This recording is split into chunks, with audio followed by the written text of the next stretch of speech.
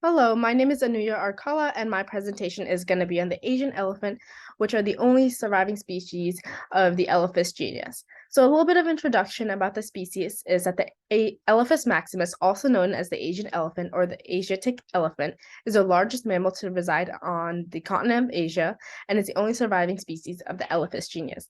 These elephants are extremely sociable and they form groups of 68 immediately, and these groups are often led by the eldest female. Further, these majestic elephants are a vital part of human culture in Asia as they serve as a religious symbol and play a vital role in mythology. So, specifically, they're a symbol of luck and prosperity, and in Hindu religion, they are an incarnation of the god Ganesh. However, unfortunately, in their natural habitat, Asian elephants face numerous threats such as habitat loss and skin poaching, and sadly, the public has failed to acknowledge these substantial threats because Asian elephants are often in the shadows of African elephants, and most of the media and broadcast has been towards African elephants.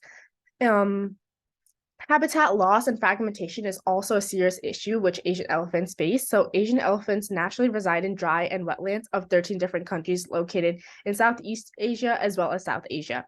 However, currently 95% of these Asian elephants have been displaced from their original residential area, and today 60% of the global population of Asian elephants reside in India.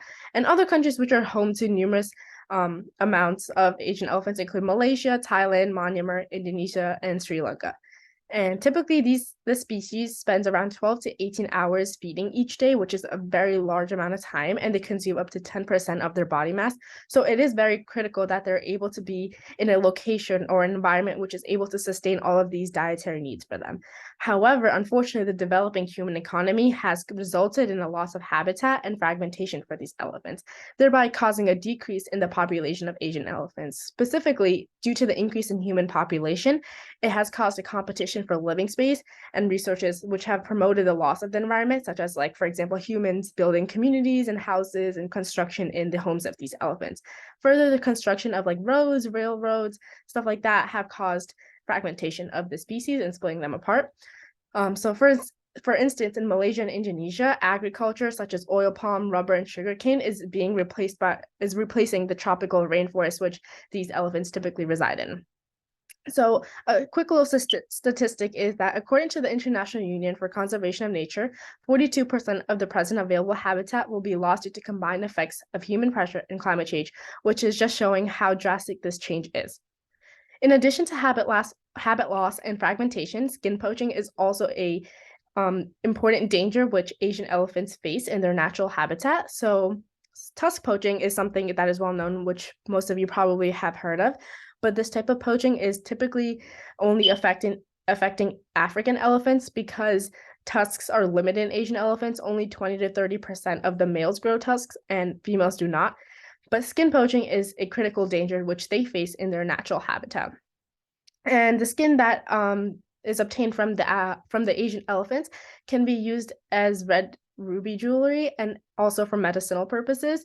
And arguably, skin poaching can be more dangerous than tusk poaching because tusk poaching is limited to elephants which have the tusks, but skin poaching is not limiting in any situation. The gender and the age of the elephant does not matter. Hence, it's a vital danger that should not be ignored. So as you can see, there's this graph in the middle, and it shows the number of documented Asian elephants killed due to skin poaching in India from 2006 to 2017. And as you can see, the numbers are consistently high and low. There's not a clear trend, but just shows that this skin poaching has been going on for a while, and it should not be ignored. It's just that a lot of media presence has not been there, so a lot of the public is not educated on this topic.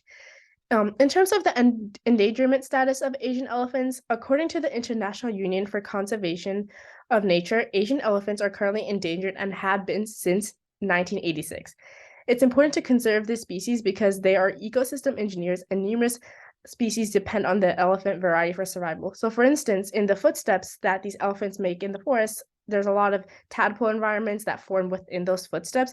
So they are an important species, and it's important that we make sure that they are surviving. And they also serve an important role in mythology and religion. Hence, it is important to once again make sure that this species is no longer endangered. In terms of captivity of Asian elephants, many institutes and organizations have turned towards captivity in order to provide a danger-free environment for the species, in order to find, it's kind of like a solution that they have formed for the endangerment status, but it does alter the species because once you are holding an animal in captivity, they are very different and they were most likely unable to survive in their natural habitat anymore. So captivity is accomplished through zoos, sanctuaries, and tourism industry, and today around 1/3 of the Asian elephants are currently held in captivity. An example of a zoo where Asian elephants are held captive is the Smithsonian National Zoological Park, which is located in DC. And this park specifically posts a lot of educational information for their guests in order to invest in funding or research programs in order to help Asian elephants. So one study that they specifically invested in was it was a study of the ecology of the human and animal conflicts. So I specifically observed Spike, which is an Asian elephant who is at the Smithsonian Zoo, and you can see a picture of him at the top over there. And that's a little diagram of the environment which he was staying in, and it just kind of shows that he does have a very limited environment, which is honestly the best we can do when you're holding such a big animal in captivity, but it is altering how he would act in his real environment versus in his captive environment. So a little bit about Spike. He was born on July 2nd, 1981, and weighs around 1,300 pounds. When I was observing him, he did not form groups with other elephants, and this is something that they typically do. They form groups of 6 to 9.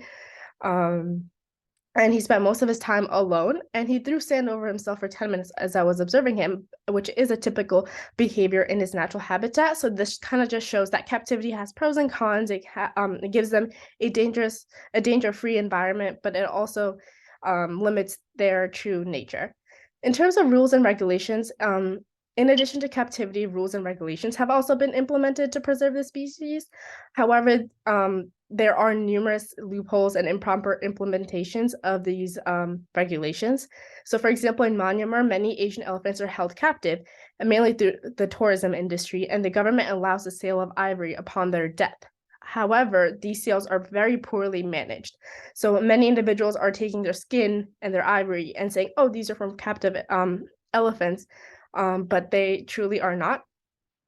So there's many traffickers who are able to go around these rules and regulations. So it's important to have stricter rules and a more proper way of managing them. So in conclusion, the Asian elephant are in the shadows of African elephants, and the public fails to realize that this species is endangered and faces numerous dangers in their natural habitat as well. Stronger regulations need to be implemented, and organizations need to be established to ensure that the rules are obeyed, because current methods are ineffective, as you can see, because the species has been endangered for a very long time, since 1986. The majestic Asian elephant species plays an imperative role in religion, culture, mythology, and ecosystems. Hence, immediate practical action must be taken in order to protect the species. Thank you so much for listening to my presentation.